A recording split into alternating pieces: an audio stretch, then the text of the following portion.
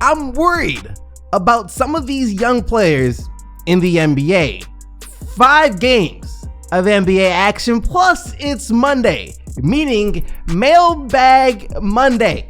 That is what we got on the docket for today. Yo, what is up guys? It's me, Zachary. Hope you all had a great weekend, but welcome back to SDC, the place where you guys can find NBA discussions 5 days a week. That is every Monday through Friday. But now with all of that being said, guys, let's just get into everything that we gotta talk about today. Lego. There are a couple of young players in the NBA that I'm starting to become increasingly worried about. A couple of young players who I was once very, very high on. A couple of young players who I thought would make great players for some great teams during their careers. And who knows, maybe these players will still make great players for great teams in their careers, but as of right now, things aren't looking too great for either one of these players. And the first one we got to talk about is none other than Dennis Smith Jr. Now, when Dennis Smith Jr. was drafted, the comparisons to Russell Westbrook were right there. Here comes another athletic, strong guard, likes to finish around the rim with explosive jumping ability. Of course, he's going to be compared to Russell Westbrook. And during his first year with the league with the Dallas Mavericks, he was pretty good. Put up 15 points per game. Did take him around 15 shots to get those 15 points per game, but you gotta be impressed with any rookie that comes in with the confidence to shoot 15 times per game and also to still be able to average 15 points per game. He had a really good rookie year. However, once the Dallas Mavericks got Luka Doncic, it was clear that they were going to have to choose between one of these two players. You can't have Luka Doncic and Dennis Smith Jr. Their games don't really mesh on the basketball court. So of course the Dallas Mavericks did what any team with half a brain would do and selected Luka Doncic over Dennis Smith Jr., trading Dennis Smith Jr. to the New York Knicks for Kristaps Porzingis. That's where it gets really bad. First off, let me talk about why Dennis Smith Jr. has me concerned right now. 3 games into the season. It's a very small sample size, but there are some things out there where you don't need 10, 15, 20, 25 games to figure out. And one of those things is that Dennis Smith Jr. has already fallen out of favor with the New York Knicks. Not even just talking about the coaching staff, but I'm talking about with the fans as well. Here's the scoop. In his first game of the year against the San Antonio Spurs, coming off the bench for the Knicks, Dennis Smith Jr. only logged 10 minutes. Not hurt or anything, just only logged 10 minutes. 2 points, 1 of 4 from the field. He was god awful in that game, in those 10 minutes that he was allowed to play in that game. The next game against the Brooklyn Nets, the rivalry, Knicks versus Nets rivalry, Dennis Smith Jr. only gets trusted to play 5 minutes. In those 5 minutes, scores 1 point on 0 of 4 shooting from the field. Next game, 11 minutes versus the Boston Celtics. 0 points, 0 of 3 from the field. The worst part about that night though was Knicks fans shouting that they want Frank Ntilikina to come in and replace Dennis Smith Jr. in the game. Knicks fans shouting, "We want Frank," with Dennis Smith Jr. in the game. Now, need I remind everyone that on draft night, when the Knicks passed up the chance to draft Dennis Smith Jr. and instead drafted Frank Ntilikina, the fans were distraught. The fans were clamoring, how could we do this again? Dennis Smith Jr. was a much more sure thing than Frank Ntilikina, and after DSJ averaged 15 points per game and Frank Ntilikina barely got to play in the rookie year, well, it was evident that at the time, people were thinking that the Knicks made a massive, massive mistake. Now, here we are a couple of years later. The Knicks got their guy in Dennis Smith Jr. And Knicks fans are shouting, "We want Frank," in the game over Dennis Smith Jr. That should tell you guys the entire story right there. And for the Knicks, this only gets worse and compounded by the fact when we bring it back to the point that this was the main centerpiece of the Kristaps Porzingis trade. They gave away the guy who was over there killing it, looking absolutely marvelous next to Luka Doncic, for Dennis Smith Jr., a guy who's now averaging less than 10 minutes a night coming off the Knicks bench. That concerns me. Like I said in the beginning, I still have hope for Dennis Smith Jr. I really like the guy. I think he has the qualities, he has a tool set, he has the abilities to be a really great player in this league. There's no one denying that. His athleticism, his strength, his speed, he has all of that going for him. And I think eventually he will figure it out. He might be one of those players that blooms a little bit later. I'm talking about a guy like maybe Chauncey Billups, Kyle Lowry, another one who started to bloom a little later in his career. There's still hope out there for Dennis Smith Jr., and I don't see many futures in which he doesn't figure it out somewhere, but I don't think it's going to be with the New York Knicks. He's already dug himself into this hole, and in order for him to get out of the massive hole that he's in with the New York Knicks to once again only being allowed and trusted to play 10 minutes here, 5 minutes there, 11 minutes the next game, he's going to have to start playing amazingly. And with RJ Barrett in the mix, I just don't see why the Knicks would use Dennis Smith Jr. It's kind of like Luka Doncic all over again. Luka comes into the Dallas no longer feels they need Dennis Smith Jr. RJ Barrett comes into New York kind of starts to push Dennis Smith Jr. to the side even more. So I can for sure see him getting traded at some point this season. The next player that I want to talk about maybe isn't as disappointing or worrying me as much as Dennis Smith Jr. just because he never had the Dennis Smith Jr. type expectations, but this is still a player who I thought was going to be a great player in the NBA. A player who I still think has the ability to be a great player in the NBA, and that is Malik Monk. Playing for the Charlotte Hornets, his first couple of years in the league, I saw a player who I thought could be something like a Lou Williams coming off a team's bench, or a Jamal Crawford coming off a team's bench. I thought he was a guy who could come into the game and immediately start knocking down shots. Instant offense off the bench, and at times during his rookie year when he got to play, he looked like that. That appeared like it was going to be the case. He was having 20-point nights. He was scoring the ball well. He was doing a lot of things well except defending, but that's a whole nother story. I was high on Malik Monk. This year though, his third year in the league, after a very similar second season to his first season, things aren't looking too great for Malik Monk. He's still getting 20 minutes or less per game. He hasn't scored in the Hornets' last 2 games. And then you just look at his shooting overall, and he's shot below 40% from the field in his first 2 seasons, and bring it back to the fact that he is a liability on the defensive end.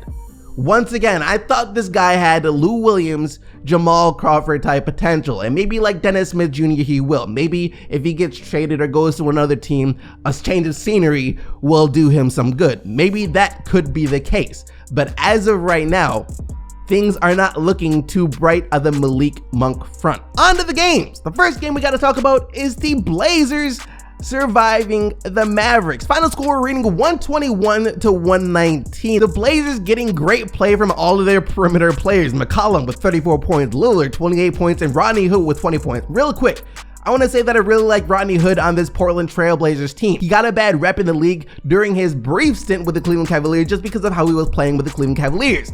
But it was clear now that the lights were just too bright for Rodney Hood playing alongside LeBron James. He got into his head a little bit, and maybe the added pressure of playing from LeBron just caused him to start to crack, and he was not anything close to the player that he is now. Once again, he's looking like the Rodney Hood that was back in Utah, the guy who could give you 15 to 20 points a night. So I'm really happy for Rodney Hood that he's carving himself out a nice role on this Portland Trail Blazers team. The Minnesota Timberwolves beating the Miami Heat 116-109. Coming into the game, these were of course 2 of the hottest teams in the league. Even though we're only 3 games in, they both came in with a 2-0 record. The Miami Heat behind play from Kendrick Nunn, the rookie who has been setting the league on fire. Once again, he had a great game yesterday, 25 points. Justice Winslow continuing to play well as well with 20 points, 8 rebounds, 6 assists. Still no Jimmy Butler for the Miami Heat, who is out as he is celebrating the birth of his firstborn. Congratulations to you for that, Jimmy Butler. But the Wolves, of course, were the ones to come away with the win, advancing to 3-0 on the year, and that's gonna surprise me. Andrew Wiggins was phenomenal in this game, 25 points. Towns, Maybe not as monstrous as his first 2 games, but he still played a good game with 23 points and 11 rebounds. And the Wolves, they're going to be interesting. They're still a team in that mix for one of the final spots in the Western Conference. They're going to be fighting with teams like the Sacramento Kings. They're going to be fighting teams with like the Dallas Mavericks, teams with like, you know, those bottom teams in the Western Conference. So I'm actually starting to respect the Wolves more, even though we're only 3 games, and we'll see how they continue to go as the season progresses. The Memphis Grizzlies stun the Brooklyn Nets in Memphis in OT, 134-133. The rookie Ja Morant. Do you guys know how many other rookies would get absolutely torched by Kyrie Irving? And in all fairness, Kyrie did score 37, dish out 7 dimes, and grab 7 rebounds. Well, it's not like Ja Morant shut Kyrie down by any stretch of the imagination. But Ja Morant did hold his own against Kyrie Irving, and in the end dealt a couple of lethal blows to Kyrie Irving and the Brooklyn Nets. 30 points and 9 assists on the night for Morant, including a game-saving block on Kyrie Irving to force overtime at the end of regulation. And not only that, but he found Jay Crowder for the game-winning shot in overtime with a nice pass to Crowder, and the Memphis Grizzlies get the 134-133 win. This is the second time already this year that the Brooklyn Nets have lost in overtime. At halftime, the OKC Thunder were beating the Golden State Warriors by a score of 70-37. 70-37. The OKC Thunder were beating the Warriors better than the Clippers beat the Warriors. They were manhandling the Golden State Warriors all night. Final score 120-97. Dennis Schroeder with 22 points off the bench. Shai Gilgeous-Alexander, 3 great games in a row for him, 19 points and 9 rebounds. Stephen Curry though, only 23 points. D'Angelo Russell, 6 points, gets ejected. Draymond Green really wasn't effective. After the game, saying, reality is that we suck right now. We're not good. You kind of figured it wouldn't be the same, but I didn't think we'd be getting our butts kicked like this. It's pretty bad. Here's the thing. The Warriors at some point have to start playing better than they're playing. I'm not saying that like they don't realize it. I'm saying it like it's a fact. They're going to start playing better at some point. You got Stephen Curry, you got D'Angelo Russell, you got Draymond Green. There's no way that you're going to be this bad and losing to teams like the OKC Thunder on a regular basis. That's not what we can expect from the Golden State Warriors this season. However, you look at the rest of the Warriors roster, and it really just comes into perspective what this team is working with this year. Their roster is full of 1-year players, 2-year players, or G League players, or players that are about to fall out of the NBA. That's what the Golden State Warriors roster looks like right now, outside of Steph, Draymond, and D'Lo. So any expectations that they're going to go far this year, especially without Klay Thompson coming back, must be put to rest right now. Unless something massive goes down, this is not a team that we can expect to see in June. And for the final game of the day, the Los Angeles Lakers pulling away late to get the 120-101 win over the Hornets. This was a really close game throughout the first 3 quarters, but in the 4th quarter, the Lakers just crushed Charlotte. Charlotte showing how young of a team it was and folding under the pressure it seemed. Anthony Davis with a great game, 29 points, 14 rebounds. LeBron James doing most of his scoring in the second half, as in the first half, he was really letting Anthony Davis and the rest of the Lakers get into their flow, but it still finished with 20 points and 12 assists. And the guy that I want to talk about for the Lakers is Dwight Howard. So far, the addition of Dwight Howard has been phenomenal for LA. He's been a really good player, and none of his games better than last night, as he had 16 points, 10 rebounds, and 4 blocks. Like I said, I don't think Dwight Howard is going to mess anything up for the Lakers this year. If things start to go south, you can for sure expect him to be a scapegoat from the media,